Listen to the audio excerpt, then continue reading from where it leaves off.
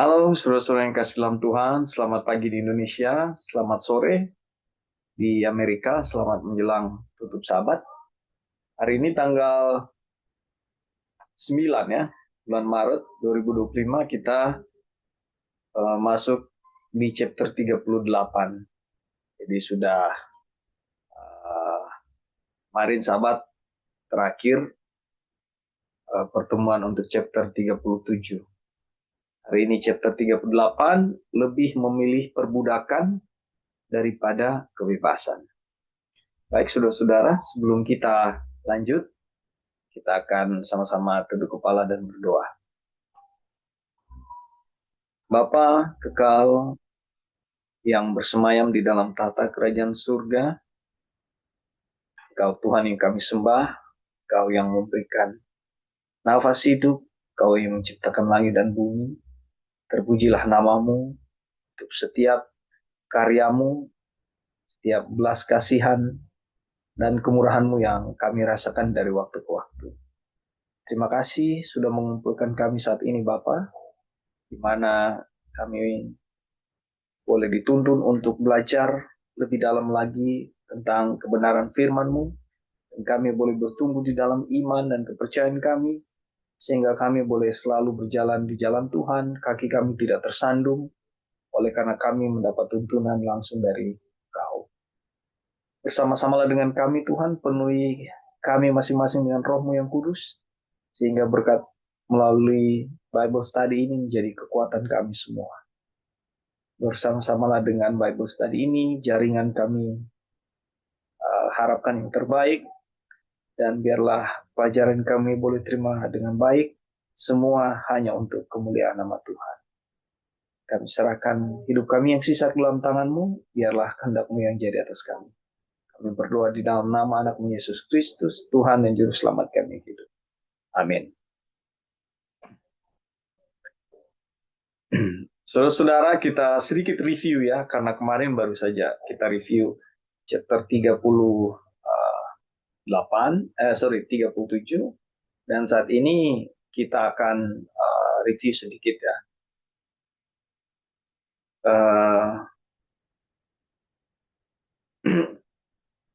Kemarin inti yang sudah kita lihat dari chapter 37, di mana pemberontakan demi pemberontakan yang dilakukan oleh raja-raja ya, dan di mana Israel dalam satu keadaan mereka datang dengan kebanggaan, mereka datang dengan kepuasan yang nyatanya hanya sementara berlaku ya. Di sini kita lihat mereka bangsa Israel setelah menyeberangi Sungai Yordan. Di sini meskipun Bani Israel menyanyikan lagu pembebasan di Laut Merah dan dengan alasan yang kuat, mereka baru benar-benar bebas dari Mesir setelah melewati Sungai Yordan. Dan mereka tidak memegang teguh keyakinan awal mereka sampai akhir, tapi dalam hati mereka ingin kembali ke tanah Mesir. Di chapter 38 kita akan bahas hal yang sama. Ya, kemauan diri yang mau kembali lagi kepada perbudakan. Di chapter 37 juga dibahas seperti itu. Nah, kepada Harun mereka berkata, buatlah untuk kami beberapa Allah yang akan berjalan di depan kami. Namun ketika mereka menyeberangi Sungai Yordan, tiba di tanah Kanaan, mereka mendapat pernyataan dari Tuhan bahwa celaan Mesir telah digulingkan dari mereka, lalu mereka mendapat ketenangan dan bebas di dalam Tuhan. Tapi kebebasan ini tidak bertahan lama. Ya, sungguh-sungguh ketidakpercayaan, kemurtatan segera muncul di antara umat Allah. Mereka menginginkan seorang raja. Tapi saudara, kita lihat ya, hal yang menentang Tuhan ini, menginginkan seorang raja ini adalah satu yang akan kita bahas juga di chapter 38, di mana ini adalah pengaruh-pengaruh kafir yang terjadi. Ya, supaya apa? Mereka dapat menjadi seperti orang-orang kafir.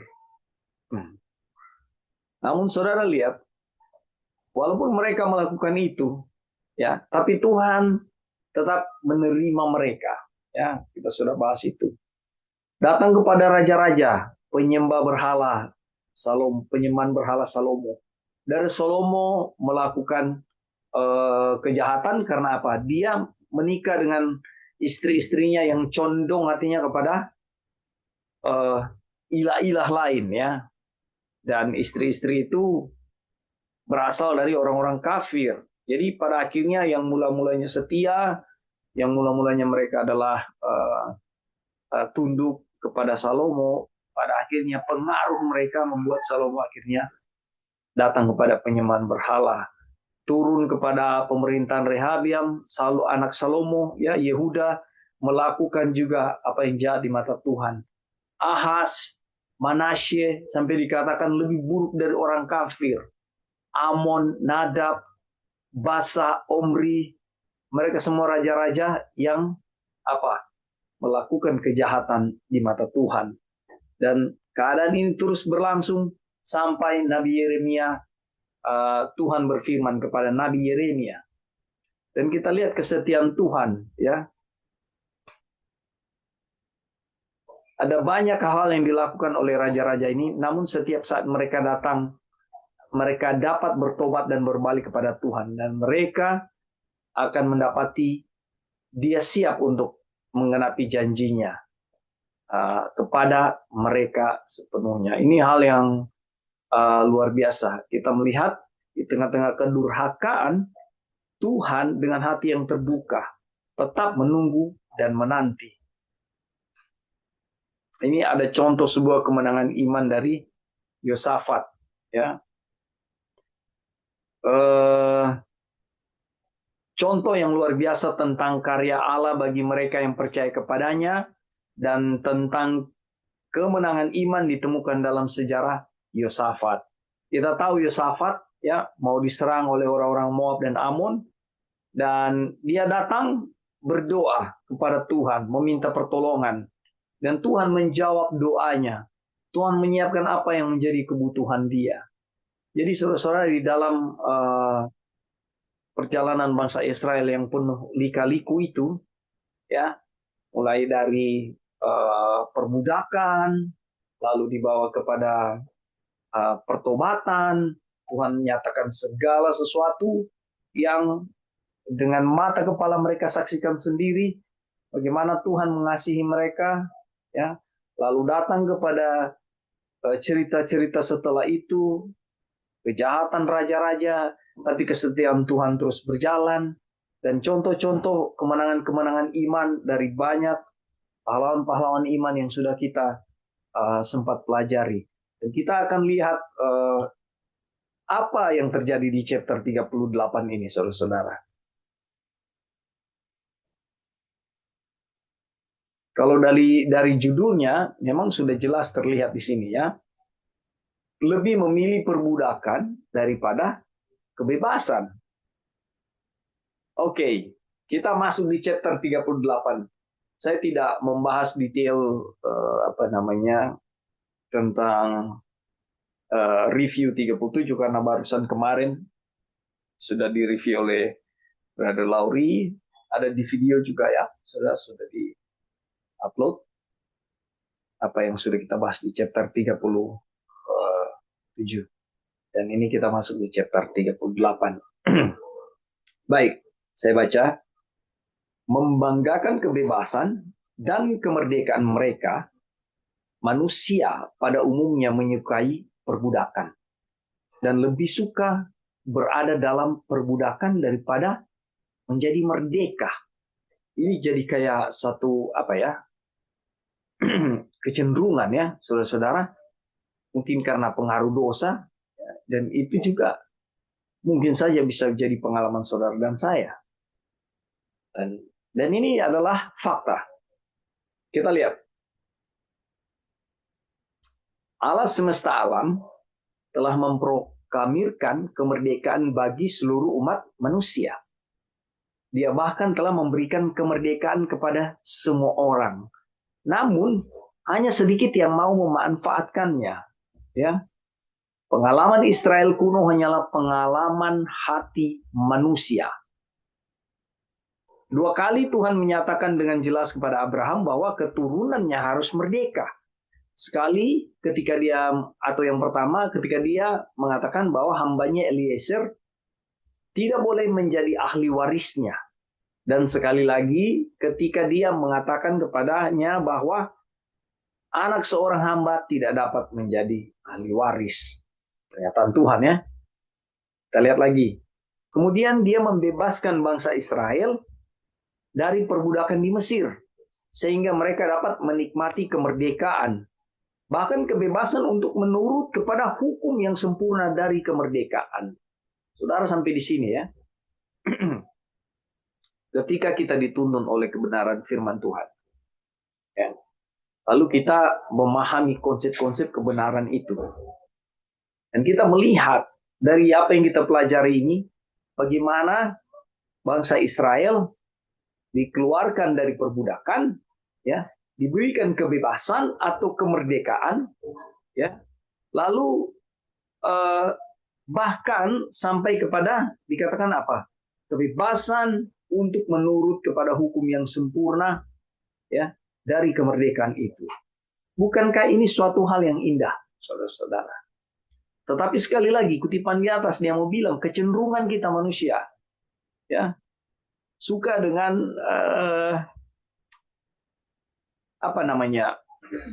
keterikatan, ya, atau saya terjemahkan lagi yang lebih gampang kita mengerti dengan bahasa lebih senang berdosa, lebih senang melakukan pelanggaran dosa, dan oleh karena masih memiliki cinta diri, oleh karena masih memiliki dosa-dosa kesayangan, seperti itu ya. Padahal kalau kita menjadi orang-orang yang dituntun oleh kebenaran firman Tuhan, harusnya kita memiliki satu kerinduan untuk bagaimana saya ini bisa menuruti hukum dengan sempurna. Kemerdekaan itu sudah diberikan. Ya. Tapi kita lihat, tetapi mereka bersungut-sungut.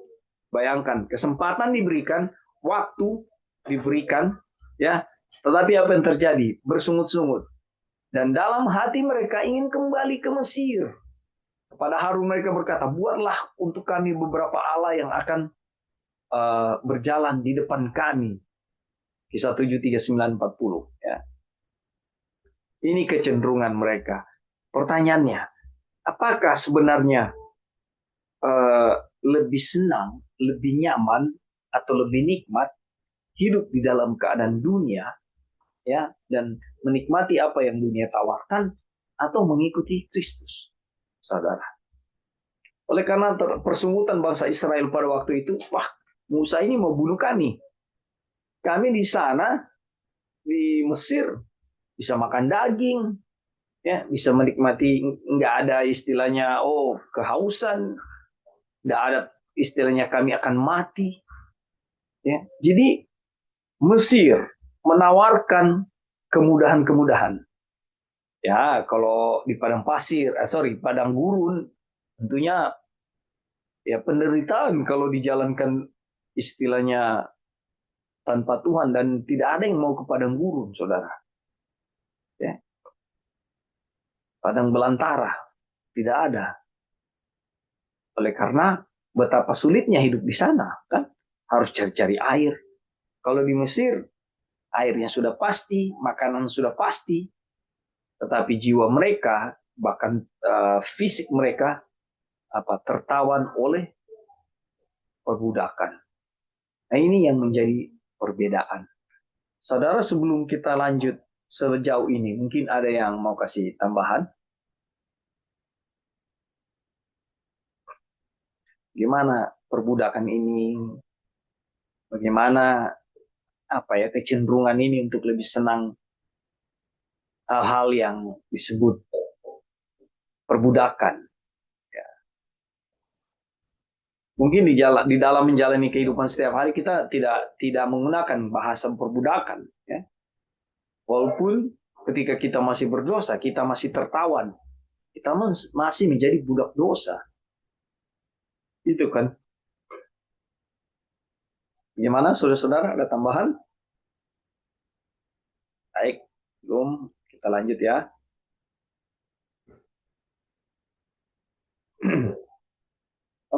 tahun kemudian Allah menyingkirkan dari mereka celaan Mesir.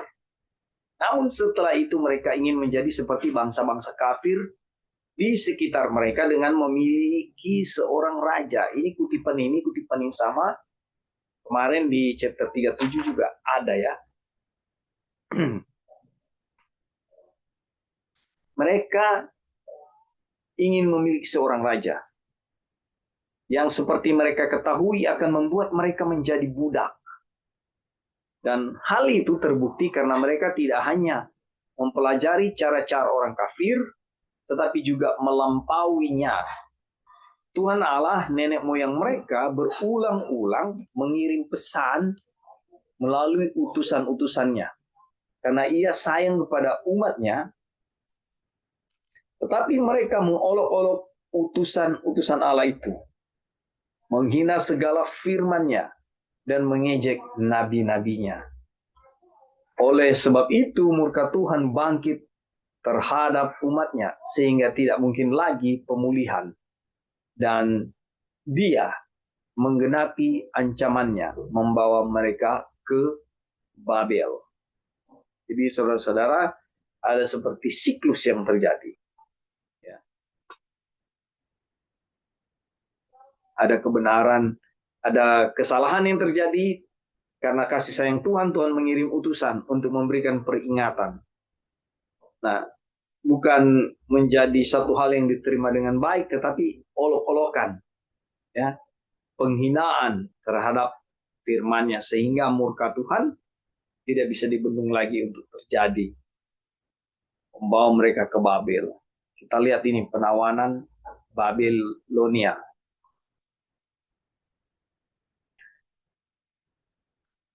Sebelum lanjut, jadi sebenarnya dari chapter 37 kemarin yang sudah kita bahas, itu seperti sampai saat ini juga itu seperti rangkaian cerita yang tentu saudara dan saya juga sudah tahu cerita ini ya.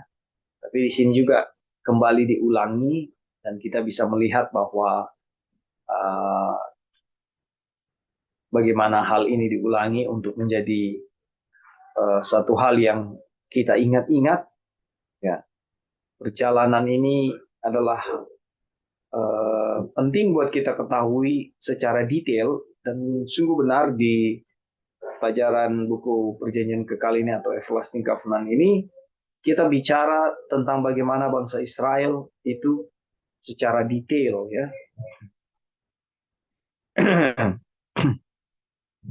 Baik, kita lanjut ya. Penawanan Babilonia. Penawanan di Babel ini hanyalah bentuk yang nyata dari perbudakan yang telah dialami oleh orang-orang yang telah menempatkan diri mereka secara sukarela dalam perbudakan. Mereka telah menyombongkan diri bahwa mereka merdeka. Padahal mereka adalah hamba-hamba kebinasaan. Karena siapa yang dikalahkan orang, ia adalah hamba orang itu. Nah, setiap orang yang berbuat dosa adalah hamba dosa. Perbudakan fisik adalah masalah kecil dibandingkan dengan perbudakan jiwa. Dan tanpa perbudakan jiwa, perbudakan fisik tidak akan pernah dikenal. Jadi sebenarnya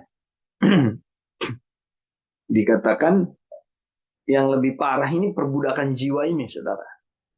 Karena seperti apa ya,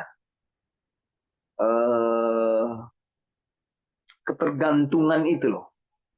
Hal yang diulang-ulangi dan bertahan di dalam keadaan yang sama, yaitu melakukan dosa. Makanya disebut setiap orang yang berbuat dosa adalah hamba dosa. Di sini Wagoner mau bilang bahwa nggak para amat kalau cuma fisik.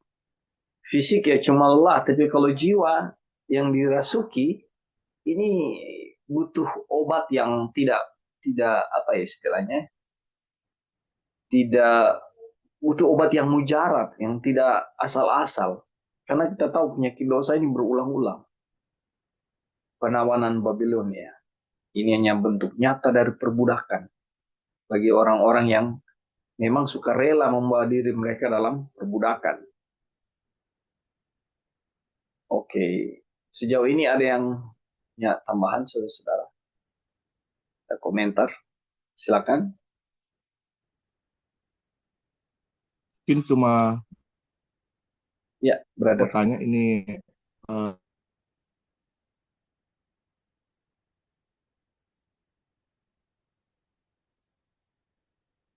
eh, materi pelajari. Iya, Maksudnya yang Opin baca enggak apa dang di layar. sorry bro, bagaimana bro? Jadi masih pelajaran yang masih belum dipelajari. Jadi yang Opin baca tadi enggak muncul di layar gitu. Oh, oke. Ini belum ada. Ada di layar tapi materinya masih pelajaran yang masih belum dipelajari dah, judul kecilnya. Atau memang masih di situ? Oh, mungkin delay kali ya. Sekarang, Onang ada lihat apa, Nang? Yang kita lihat masih pelajaran yang masih belum dipelajari yang tampil di layar. Oh, oke. Ini yang sekarang di layar. Bagaimana dengan teman-teman lain? Sister Wasti, ini untuk cross check aja. Apa yang tampil di layar saat ini? Atau Dia punya subjudul pelajaran yang masih belum dipelajari. masih belum dipelajari? Subjudul masih belum dipelajari.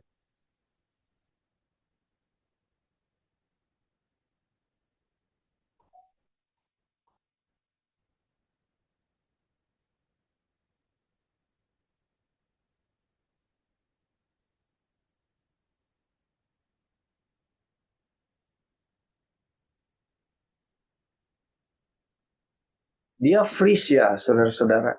Ini kita udah coba. Masih sama, Sister Wasti? Iya, Chris kayaknya. Oh, nggak apa-apa, Sama. Pin. Sebentar ya.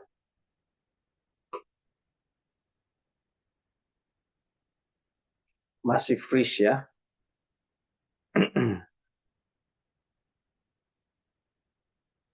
Kalau yang ini bagaimana, brother? Masih?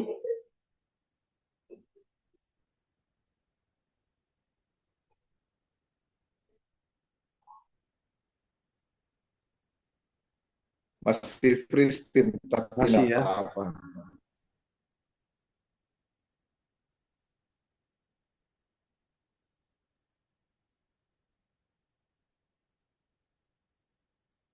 Oke, sebentar ya, saudara-saudara. Saya coba stop share dulu.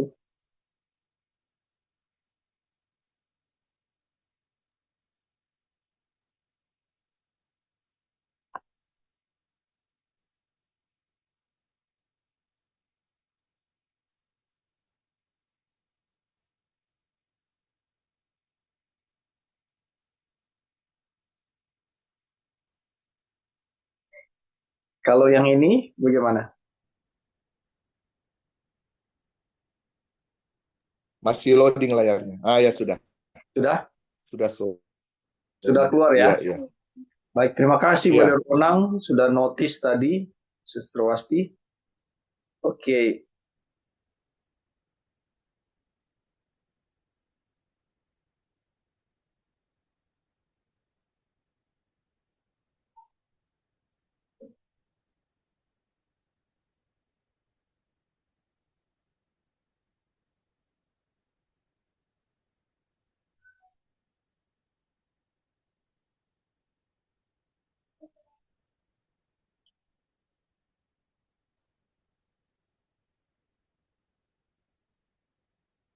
oke, baik. Kita lanjut ya. Kita tadi sudah di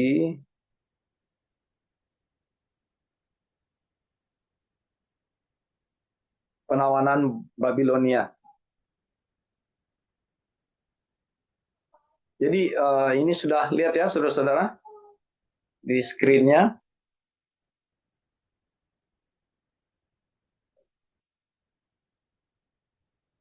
Oke, baik, kita sudah bahas tadi tentang bagaimana bahwa perbudakan jiwa itu adalah lebih parah daripada perbudakan fisik.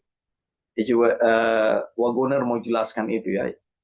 Jadi kenapa parah tadi sudah diulas, oleh karena ini adalah tentang jiwa, di mana itu kayak mendarah daging, bagaimana kita berbuat dosa, ya jatuh bangun untuk kembali supaya tidak berdosa lagi, tapi pada akhirnya jatuh lagi. Pengalaman bangsa Israel yang kita lihat dari waktu ke waktu, ya, dari kegagalan, dari perbudakan dosa, dibawa kepada kemerdekaan, namun mereka ingin kembali lagi. Ini di penawanan Babilonia. Kita masuk kepada arti dari Babel.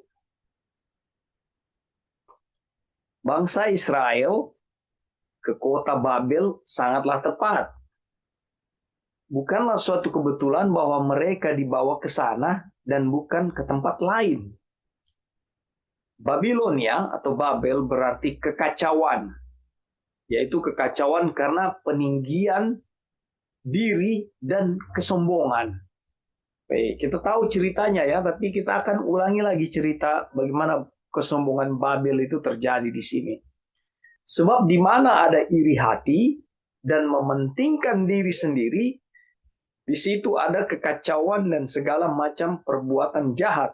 Yakobus 3 ayat 16. Nah, asal-usul nama Babel adalah karena pengertian ini. Jadi, di mana ada iri hati, hal yang mementingkan diri, ya, di situ ada kekacauan dan segala macam perbuatan jahat. Saudara, renungkanlah, ketika masih ada bagian-bagian seperti ini di dalam kehidupan kita sehari-hari, ingat saudara-saudara, ini sangat identik dengan kekacauan. Ya, bagaimana sifat-sifat kita mementingkan diri. Kadang-kadang ya hal-hal bisa saja hal-hal kecil antara suami istri atau bapak dengan anak atau ibu dengan anak atau anak-anak dengan orang tua dengan anak-anak, ya. Hal-hal seperti ini ketika masih harus terjadi, tentunya kita ingat bagaimana bertumbuh di dalam iman, bagaimana kita melihat kebenaran-kebenaran firman Tuhan yang sudah kita dengar, sudah kita baca, kiranya menjadi pengingat buat kita untuk peninggian diri, kesombongan diri, self-righteous atau peninggian diri, meninggikan diri itu. Ya, karena ini penyakit yang benar-benar ada terjadi waktu di dalam kerajaan surga. Kita lihat ya, pelajaran sekolah sahabat kita di triwulan ini bahas juga tentang hal ini. Kita lanjut. Adapun seluruh bumi satu bahasanya dan satu logatnya. Maka berangkatlah mereka ke sebelah timur dan menjumpai tanah datar di tanah Siniar. Lalu menetaplah mereka di sana. Kita tahu cerita ini ya, tapi kita ulangi di sini.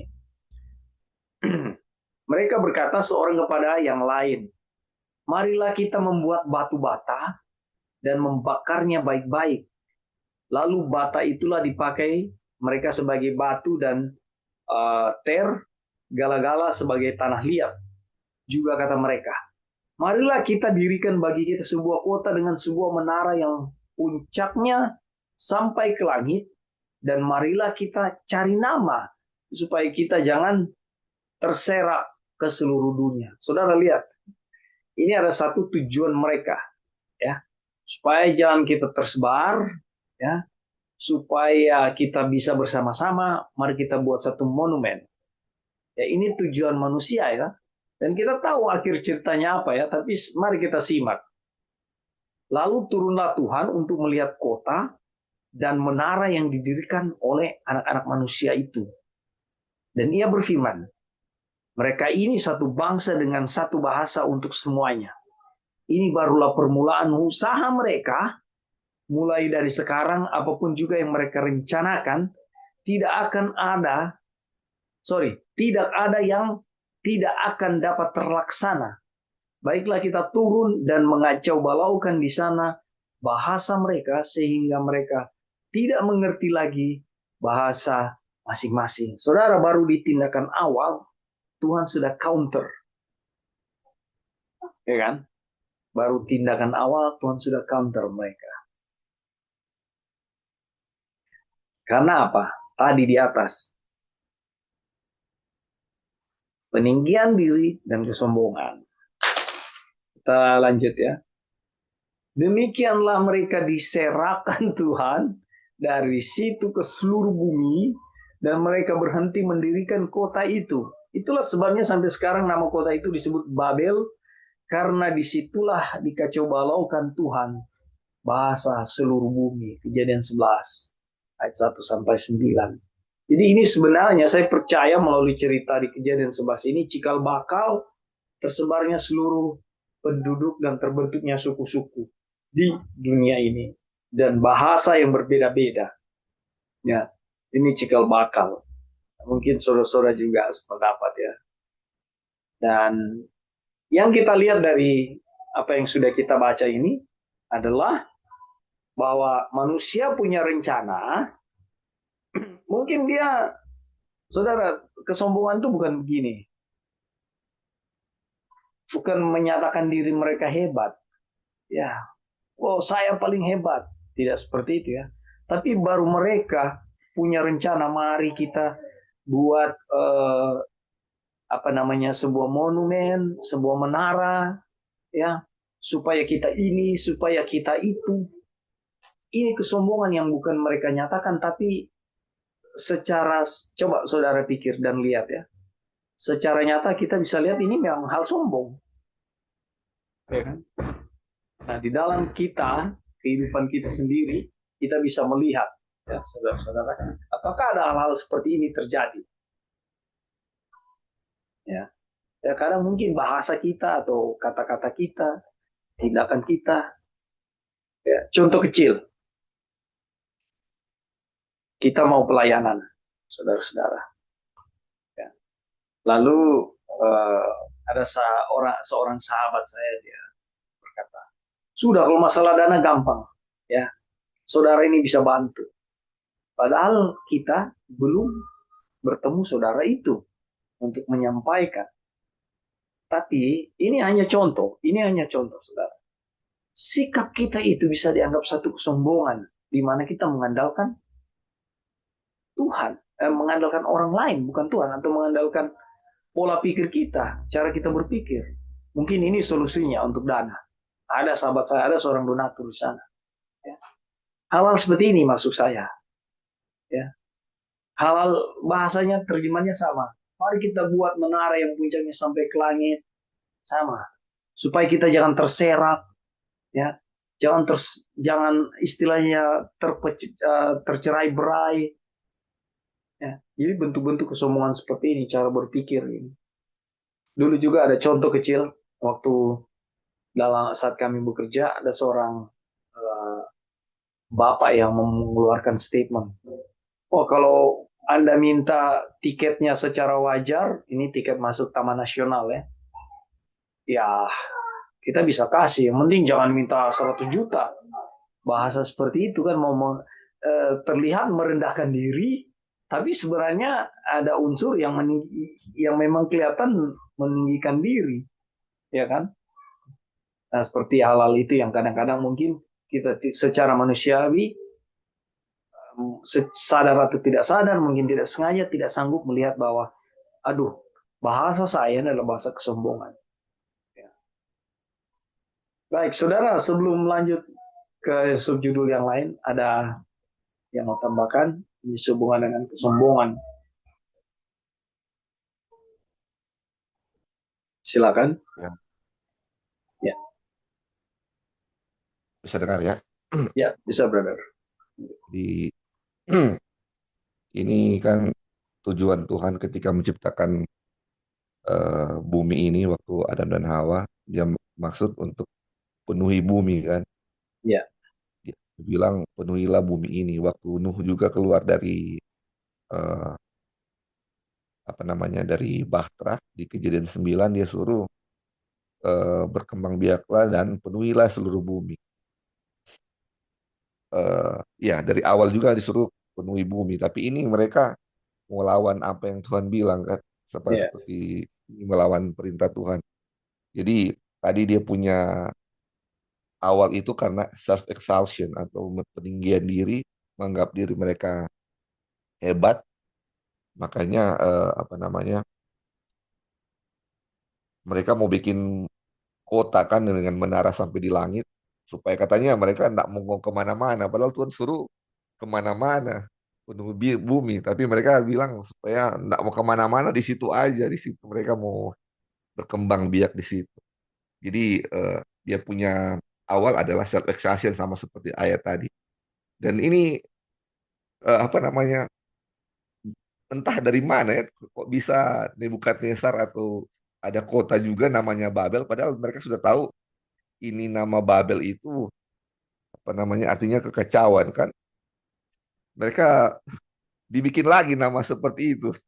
Saya pasti tahu mereka tahu itu Babel itu artinya kekacauan, tapi dibikin lagi ya di zaman Nebukadnezar itu ada kota namanya Babylon. Jadi ini kayak menegaskan bahwa semuanya itu adalah di mana Tuhan masih under control ya. Jadi ya, makanya katanya tadi kenapa bukan bangsa lain yang menawan bangsa Israel, kenapa harus Babylon? Karena sesuai kata cocok dengan nama kota itu bahwa itu adalah Babylon dan bangsa Israel dibawa ke Babylon, kekacauan ya. Karena mereka itu self exhaustion atau meninggikan diri, makanya dibawa ke kota eh, yang artinya kekacauan. Dan ini sebenarnya dibilang kan ini dibawanya mereka ke Babylon, ini cuma manifestasi, visible manifestasi atau cuman ini kayak apa, sebagai yang kelihatan sebenarnya mereka sudah dari dulu di bawah apa? Di bawah penawanan dosa, di bawah penawanan dosa. Ini pas dibawa ke Babylon hanya sebagai yang kelihatan bahwa mereka sebenarnya selama ini sudah di bawah penawanan dosa. Ini hmm, cuma wujud nyata bahwa ini mereka sebenarnya di bawah penawanan dosa selama ini. Jadi pas ketika dibawa ke Babylon, cocok namanya mereka ini sudah kacau selama ini, sebenarnya sudah kacau. Dan ini eh, dibilang juga tadi ya ini penawanan fisik sebenarnya karena ada penawanan jiwa juga di awal kan. Jadi ini ya. mereka sudah lama di bawah perbudakan jiwa, sekarang baru perbudakan fisik. Ini sebagai perwujudan nyata atau manifestasi yang bisa kelihatan dari yang selama ini terjadi. Jadi ini pelajaran untuk kita juga ya saudara-saudara. Sekarang ini apakah kita dari dalam perbudakan dosa atau ya atau enggak ya. Kalau misalnya sekarang kita perbudakan dosa, nanti ketika Tuhan datang, ketika kita dibinasakan atau ini, itu hanya perwujudan yang kelihatan aja ke bawah selama ini kita memang di bawah dosa. Jadi kalau kita sekarang merdeka, nanti ketika kita masuk ke tanah perjanjian, orang sebagai orang merdeka, itu hanya perwujudan nyata dari selama ini bahwa kita memang sudah Oke. merdeka. Ya. Mungkin itu aja berarti tambahan Ya, sedikit. terima kasih penekanannya, brother. Betul. Jadi itu alur ceritanya. Dan saya tertarik yang terakhir brother Lowry bilang. Kalau kita udah merdeka, bebas, dan ketika datang pada kerajaan surga, manifestasi daripada kebebasan yang sesungguhnya kita terima. Terima kasih. Ada yang lain mau kasih tambahan, saudara?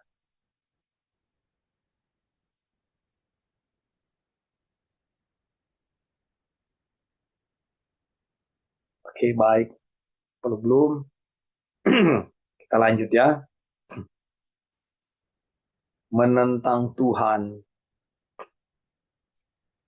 Orang-orang itu memiliki pemikiran bahwa mereka dapat membangun sebuah kota yang begitu besar dan menara yang begitu tinggi sehingga mereka dapat melawan penghakiman Allah. Mereka benar-benar menganggap diri mereka lebih besar dari Allah.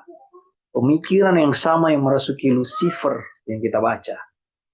Jadi mereka pikir kalau punya menara besar, kota besar, ya mereka dapat melawan penghakiman. Mereka mau bilang bahwa kita ini besar. Jadi sebenarnya ini sederhananya yang sudah kita baca tadi di atas ini loh. Kekacauan karena peninggian diri dan kesombongan. Gitu. Pas. Kesombongan. Ya. Nah, kita lihat lanjut. Wah, engkau sudah jatuh dari langit, hai bintang timur. Ini tentang Lucifer ya. Putra fajar, engkau sudah dipecahkan dan jatuh ke bumi, hai yang mengalahkan bangsa-bangsa. Engkau yang tadinya berkata dalam hatimu, aku hendak naik ke langit, aku hendak mendirikan tahtaku mengatasi bintang-bintang Allah, dan aku hendak duduk di atas bukit pertemuan, jauh di sebelah utara. Aku hendak naik mengatasi ketinggian awan. Awan hendak menyamai yang maha tinggi. Ini, ayat ini, Yesaya 14 ini, ayat 12 sampai 14, ini terjemahannya atau apa ya, relevansinya atau sinonim dengan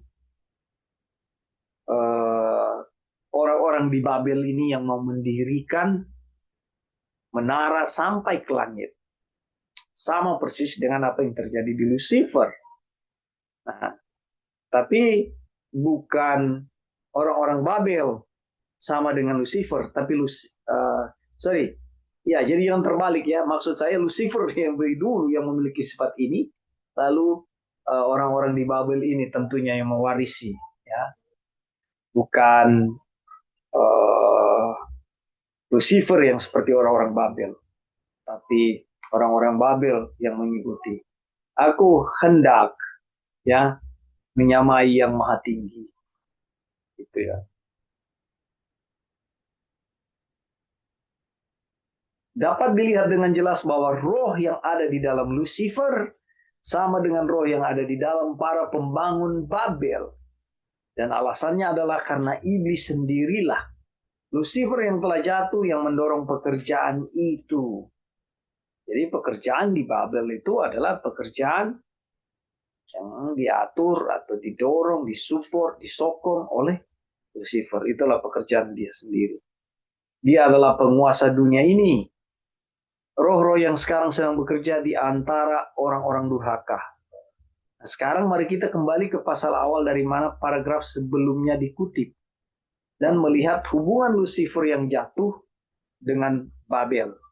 Dengan mencatat secara sepintas bahwa Yesaya pasal 13 menceritakan tentang kehancuran yang akan menimpa Babel. Ada yang saudara-saudara mau tambahkan di sini tentang sifat Lucifer ini?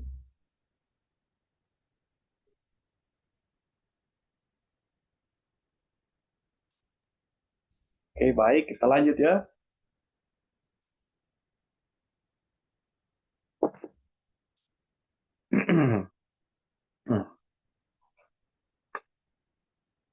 Kota yang sombong itu akan dihancurkan sepenuhnya. Sebab Tuhan akan menyayangi Yakub dan akan memilih Israel sekali lagi dan akan membiarkan mereka tinggal di tanah mereka. Maka orang asing akan menggabungkan diri sendiri kepada mereka dan akan berpadu dengan kaum keturunan Yakub. Bangsa-bangsa lain akan mengantar Israel pulang ke tempat, lalu kaum Israel akan memiliki bangsa-bangsa itu di tanah Tuhan sebagai hamba-hamba lelaki dan hamba-hamba perempuan. Demikianlah mereka akan menawan orang-orang yang menawan mereka dan akan berkuasa atas para penindas mereka. Maka pada hari Tuhan mengakhiri kesakitan dan kegelisahanmu dan kerja paksa yang berat yang dipaksakan kepadamu, maka engkau akan memperdengarkan ejekan ini tentang Raja Babel dan berkata, wah, sudah berakhir si penindas, sudah berakhir orang lalim. Tuhan telah mematahkan tongkat orang-orang fasik, gada orang-orang yang memerintah. yang memukul bangsa-bangsa dengan gemas, dengan pukulan yang tidak putus-putusnya, yang menginjak-injak bangsa-bangsa dalam murka dengan tiada henti-hentinya. Segenap bumi sudah aman dan tentram. Orang bergembira dengan sorak-sorai, juga pohon-pohon sanobar dan pohon-pohon aras di Libanon bersuka cita karena kejatuhanmu. Katanya, dari sejak engkau rebah terbaring, tidak ada lagi orang yang naik untuk menebang kami. Dunia orang mati yang di bawah gemetar untuk menyongsong kedatanganmu. Dijagakannya arwah-arwah bagimu, yaitu semua bekas pemimpin di bumi, semua bekas raja, bangsa-bangsa, dibangunkannya dari tahta mereka. Sekalian mereka mulai berbicara dan berkata kepadamu, engkau juga telah menjadi lemah seperti kami, sudah menjadi sama seperti kami. Ke dunia orang mati sudah diturunkan kemegahanmu, dan gambus-gambusmu bunyi ulat-ulat dibentangkan sebagai lapik tidurmu, dan cacing-cacing sebagai selimutmu. Yesaya 14 ayat 1 sampai 11. Saudara, ini bagaimana hancurnya kota itu. Bagaimana hancurnya kesombongan dari Babilonia. Dan ada sorak-sorai, ada sukacita yang dilihat bagaimana pekerjaan Tuhan terjadi atas kesombongan-kesombongan. Oke, di paragraf ini ada yang mau kasih tambahan, saudara?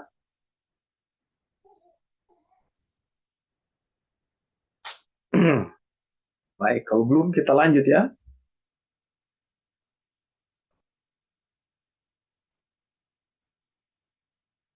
Kemudian diikuti dengan ucapan langsung dari Tuhan, bagaimana engkau jatuh dari sungai, hai Lucifer, putra fajar.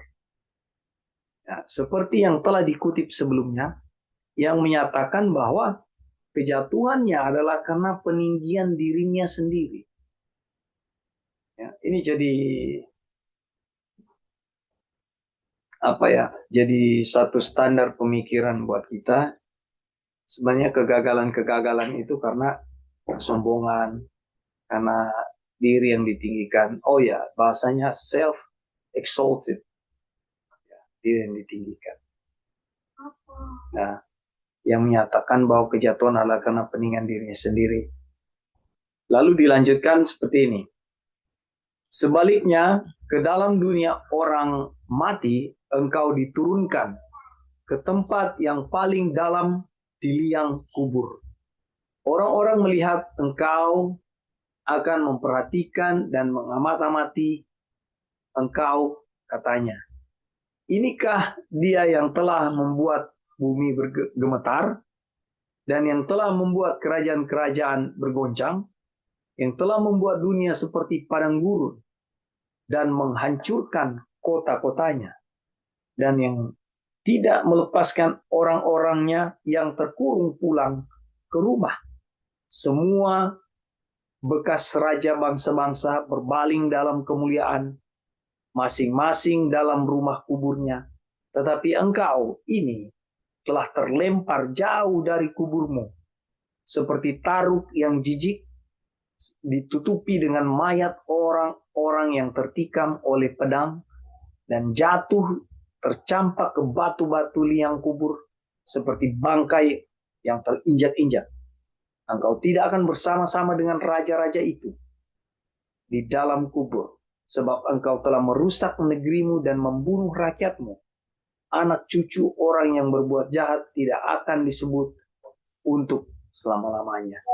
Kita lihat Lucifer, saudara-saudara, terbuang.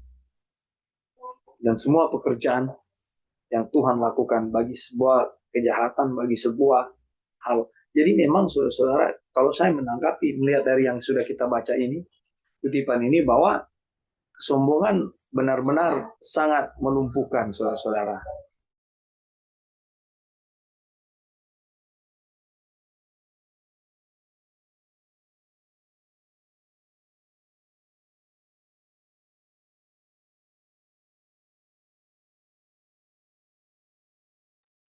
Nah, bagaimana saudara-saudara, ada tambahan di sini?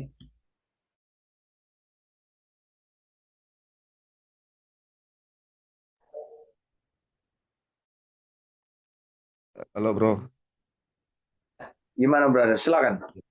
cuma tambahan penekanan sedikit. Jadi ini kan eh, berawal ini dari tambahan yang dari tadi kita sudah bilang ya. Ini dari apa namanya?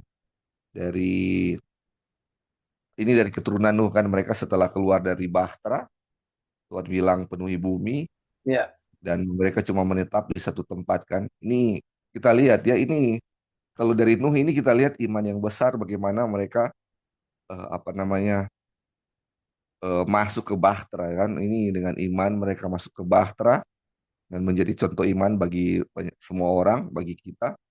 Dan setelah itu, inilah yang kadang-kadang setelah kemenangan iman, itu setelah itu ada kesombongan di sana. Jadi ada setelah itu mereka, anak-anak Nuh sudah ada kesombongan, makanya mereka mau bangun Babel, dan dibilang itu pikiran mereka itu sama seperti Lucifer ketika dia mau meninggikan diri kan.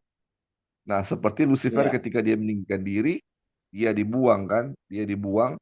Begitu juga ketika Babel, ketika meninggikan diri, ada kekacauan di situ, akhirnya mereka terserak berai kemana, seperti apa yang Tuhan telah perintahkan sejak awal.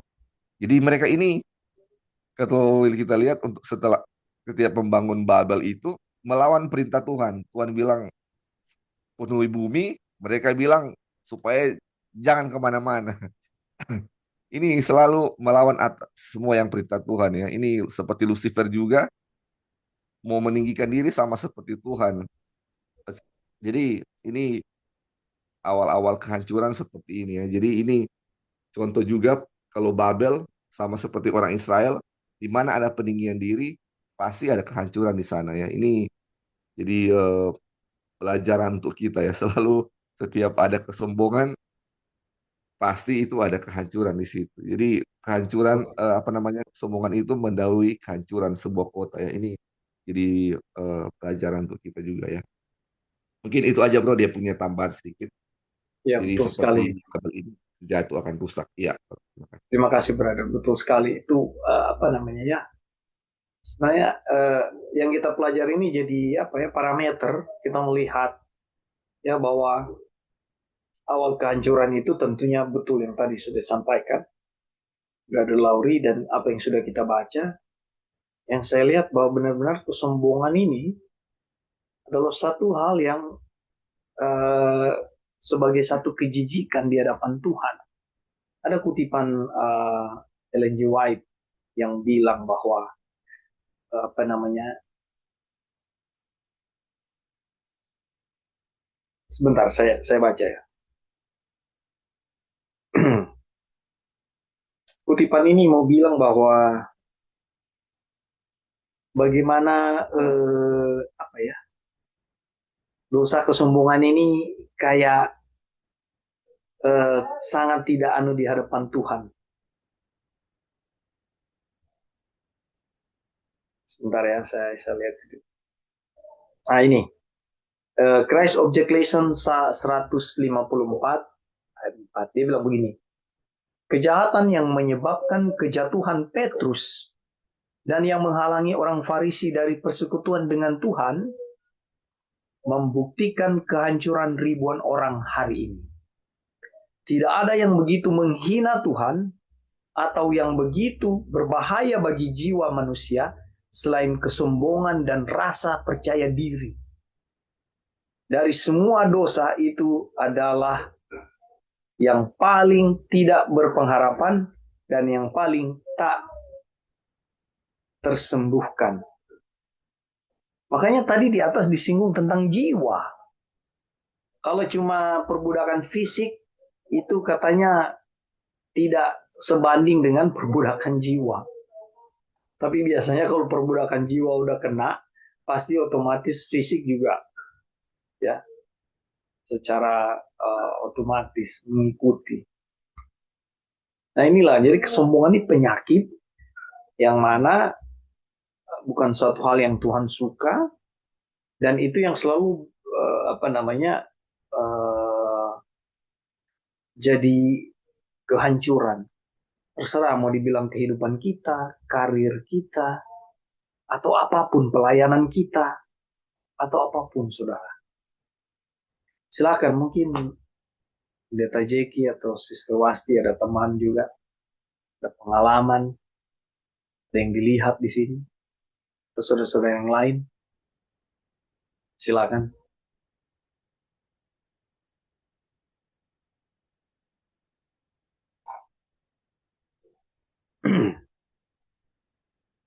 Baik, kalau belum ada kita lanjut ya.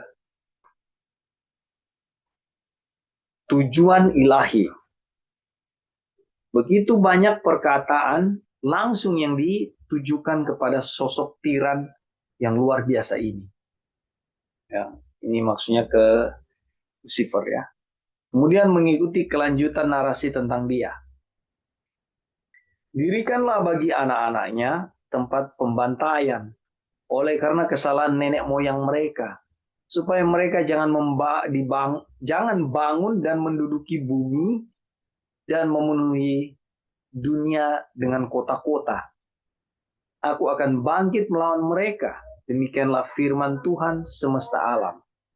Aku akan melenyapkan nama Babel dan sisanya, anak cucu dan anak cicitnya. Demikianlah firman Tuhan. Aku akan membuat Babel menjadi milik landak dan menjadi air rawa-rawa. Dan kota itu akan kusapu bersih dan kupunahkan. Demikianlah firman Tuhan semesta alam. Tuhan semesta alam telah bersumpah firman-Nya. Sesungguhnya seperti yang kumaksud, demikianlah akan terjadi, dan seperti yang kurancang, demikianlah akan terlaksana. Aku akan membinasakan orang Asyur dalam negeriku dan menginjak-injak mereka di atas gunungku. Kuk yang diletakkan mereka atas umatku akan terbuang, dan demikian juga beban yang ditimpakan mereka atas bahunya. Pekerjaan Lucifer yang datang kepada bangsa Babel, ya, yang sedang mengikuti hal-hal ini melalui kesombongan mereka, dan Tuhan berbicara melalui Yesaya 14 ayat 21 sampai 26. Di atas juga ada ayat-ayat yang sudah lebih jelas kita lihat bagaimana Tuhan tidak berkehendak, ya, Tuhan tidak menginginkan mereka ini atau kejahatan ini terus berlangsung. Kita lanjut ya. Nah, saudara, ini kutipan terakhir kita. Memang pelajaran ini cukup pendek, jadi masih ada tinggal sisa 3 halaman, 4 halaman ya setelah ini. Dan sekarang tibalah kata-kata yang mencolok, yang merangkum keseluruhan masalah. Apa kata-kata itu? Itulah rancangan yang telah dibuat mengenai seluruh bumi. Dan itulah tangan yang terancung terhadap segala bangsa. Tuhan semesta alam telah merancang. Siapakah yang dapat menggagalkannya? Tangannya telah terancung. Siapakah yang dapat membuat ditarik kembali? Saudara, kita lihat bahwa ada satu pekerjaan yang Tuhan dengan belas kasihannya, istilahnya menegur dan tidak menginginkan itu terjadi, ya, terus menerus keadaan berdosa ini, ya, atau kesombongan ini terus berlangsung, sehingga ada tindakan Tuhan untuk mencegah, membatasi. Kemarin pelajaran sekolah sahabat kita ya, ada aturan main ya, membatasi kejahatan-kejahatan ini, ya. Dan kita lihat itulah rancangan yang telah dibuat mengenai seluruh bumi. Dan itulah tangan yang terancung terhadap segala bangsa. Tuhan semesta alam telah merancang. Jadi kalau Tuhan sudah atur seperti itu, dikatakan siapa yang dapat menggagalkannya? Ya. Jadi ketika rancangan kebaikan yang Tuhan buat, seperti yang kita lihat apa yang terjadi di Babel ini. Dan di pertemuan berikut kita akan lanjut ya dengan judul-judul masih tentang Babel ya. Dan ini di chapter 37 sangat sangat sangat pendek ya. Cuma 13 halaman. Saya pikir nanti pertemuan berikut hari Sabat dia sudah selesai ya. Baik saudara, inilah pekerjaan yang terjadi, yang sudah Tuhan buat, yang sudah Tuhan rancang tentang bagaimana kesombongan.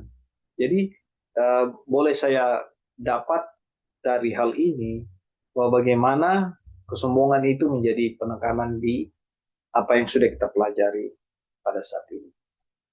Sebelum tutup, ada saudara-saudara punya tambahan atau sanggahan?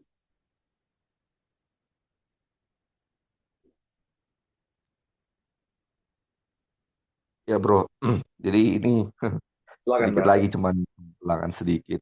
Ya, Jadi ini kan dia punya judul lebih memilih ya, perbudakan daripada kebebasan kan, atau freedom. Jadi kadang-kadang mungkin kita pikir ini perbudakan fisik kan, ini mungkin pengalaman bangsa Israel kita pikir nggak akan jadi dengan kita ya.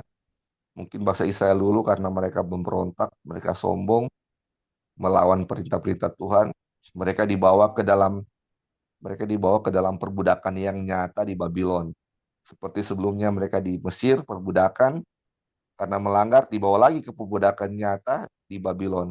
Dan mungkin kita pikir apa namanya, nggak akan terjadi di kita kan, ini terjadi di Mesir, di bangsa Israel. Mungkin ini sebuah sejarah aja yang perlu kita pelajari. ya, Tapi kita tidak tahu ini ternyata ini adalah pelajaran yang untuk kita sebenarnya kan, ini adalah perbudakan, dan ini perbudakan Mesir dibilang itu adalah perbudakan yang selama ini hanya kelihatan karena sebelumnya memang selama ini mereka sudah di dalam perbudakan dosa sebenarnya. Hanya wujud yang terlihat itu perbudakan di Babylon ini, yang ketika mereka dibawa ke Babylon. Dan ini sebenarnya untuk kita di mana kita ini sebenarnya sedang dalam perbudakan dosa, dan kalau dalam perbudakan dosa berarti kita sebenarnya di dalam Babylon kita. Makanya ini ada panggilan keluarlah dari Babylon, karena sebenarnya keluar dari kesombongan dosa ini, sebenarnya ini dari ya, Babylon ini, untuk keluar dari Babylon. Kadang-kadang banyak yang bilang Babylon itu keluar dari mana, organisasi kah atau apa. Sebenarnya keluar dari kesombongan dosa agar ini kita terbebas dari perhambaan kan. Ini tuh, perbudakan, keluar arti menjadi merdeka, merdeka dari dosa. Bukan secara fisik kita keluar dari organisasi mana atau apa, bukan, tapi dari kita punya diri sendiri. Mungkin nanti ada dia punya pelajaran selanjutnya yang akan kita pelajari. Tapi intinya seperti itu ya. ya. Ini baru dia punya gambaran bahwa inilah perbudakan apa rohani yang terjadi dalam diri kita. Iya, mungkin itu aja bro kita punya tambah. Terima kasih brother Lauri. Kalau mau pelintir kebenaran firman Tuhan itu jadi satu apa namanya, jadi satu hal yang sesuai dengan pemahaman kita yang gampang sekali ya, kayak tadi itu kan. Sebenarnya kan saya dulu pernah terlibat dalam satu diskusi. Jadi ada orang yang menghakimi orang lain dengan penilaian-penilaian dia, dan dia kasih ayat yang sangat luar biasa tentang kesalahan dari orang itu ya. Dia bilang ya sudah jual Tuhan Yesus, sudah buang Tuhan Yesus dan segala macam. Lalu saya berpikir bahwa setiap firman itu buat kita, kan begitu. Jadi kalau saya mau ambil Mesir itu adalah dunia, dan bangsa Israel disuruh keluar dari perbudakan di Mesir itu untuk datang kepada kebebasan. Ya, bagaimana dengan kita yang sering kita dengar juga disebut Israel rohani? Kita disuruh keluar dari dunia atau Mesir itu, ya, untuk datang kepada kebebasan. Ya, kan aplikasinya begitu kan? Ya, dan sangat applicable. Datang kepada tahap berikut di mana Babel. Peristiwa Babel ini seperti yang Brother Lauri bicarakan, orang masuk ke Babel ini perbudakan yang sama yang terjadi di Mesir juga. Iya kan? Babel. Lalu dinarasikan sebagai whatever lah, gereja atau apa, kita harus keluar dari Babel. Kita harus keluar dari kesombongan, saudara-saudara. Saya sangat setuju dengan apa yang Brother Lauri bilang. Itu kebenaran sesuai kutipan-kutipan dan ayat yang sudah kita baca. Keluar dari kesombongan ini. Ya. Karena kesombongan adalah salah satu bagian daripada perbudakan. Ya. Akar dari dosa. Puji Tuhan saudara-saudara untuk pelajaran ini. Dan terima kasih untuk partisipasi dari saudara-saudara sudah bergabung. Nama Halo. Tuhan dimuliakan. Ya, ada yang mau ditambahkan? Silakan. Sister Wasti. Ya, terima kasih kesempatannya. Ya. Jadi, kalau kita lihat kenapa pelajaran ini kembali menyinggung tentang kejatuhan Lucifer, tentang kesombongan, Ya. karena kalau kita kembali lagi, baca lagi asal mula dosa, kejatuhan Lucifer, itu semua akarnya karena kesombongan. Betul. Jadi, kenapa sampai ada pemberontakan di surga, di tempat yang suci, kudus, tapi kenapa sampai ada pemberontakan, ada nada yang sumbang, semua itu karena kesombongan dari Lucifer. Ya. Pikiran Lucifer yang ingin menjadi setara dengan Tuhan, itulah yang membuat dia sampai jatuh. Itulah yang membuat dia memberontak dan menghasut semua malaikat-malaikat, dan akhirnya ada sepertiga malaikat yang juga ikut memberontak bersama-sama dengan dia.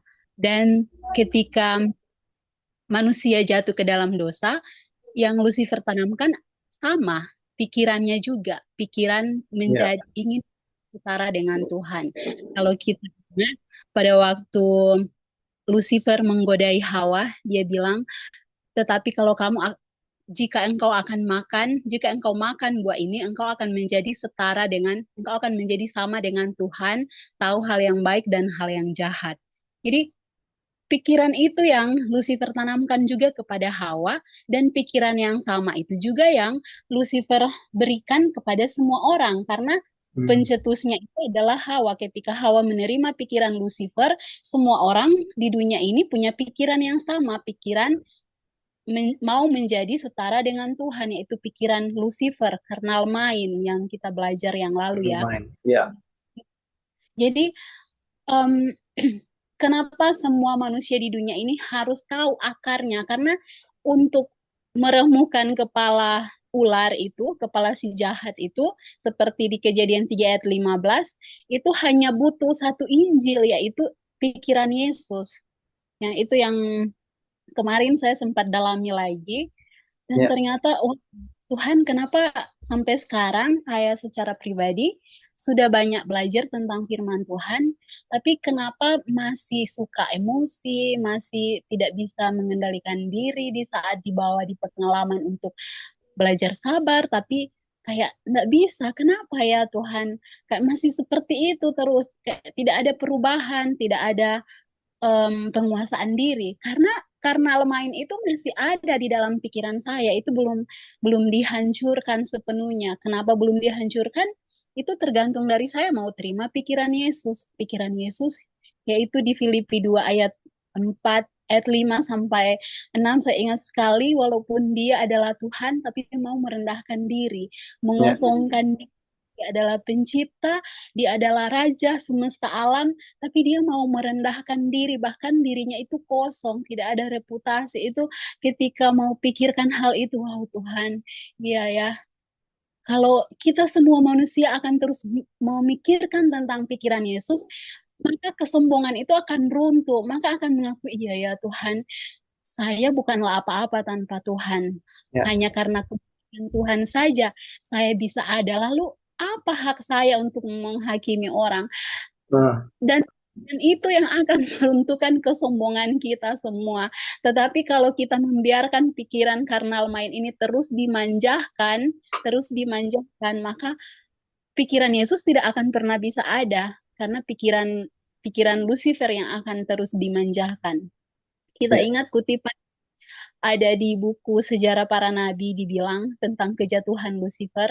Bahkan Lucifer itu tidak menyadari semua yang dia miliki, kuasa yang Tuhan berikan itu dia pikir itu punya dia sendiri. Dia tidak menyampaikan rasa ungkapan terima kasihnya kepada Tuhan, tapi malah dia menyombongkan diri.